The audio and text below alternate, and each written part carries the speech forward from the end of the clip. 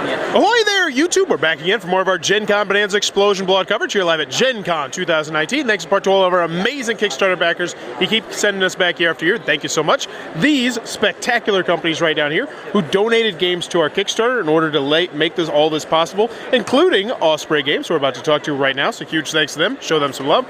And our big sponsors, Steve Jackson Games, who has Deadly Doodles, their new draw and draw game. Be sure to check it out in the link below. And Tasty Minstrel Games, who sponsors everything we do. Right now, we are at the aforementioned Osprey Games booth, and we're going to be learning about their upcoming Undaunted Normandy. And Philip here, what is Undaunted Normandy? So Undaunted Normandy is a two-player deck-building skirmish game set in Normandy in World War II in 1944.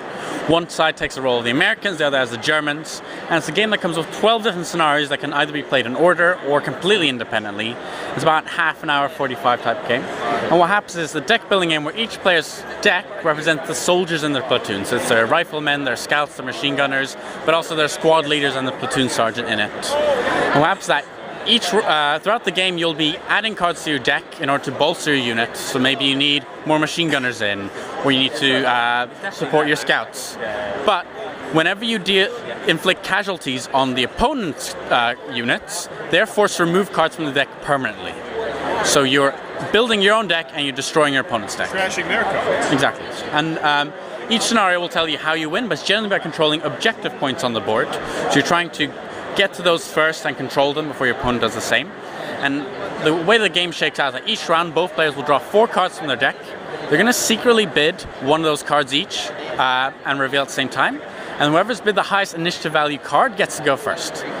Now the trick to that is that the higher the initiative value of the card tends to be the stronger the card. So it's how much you're willing to sacrifice in order to go first.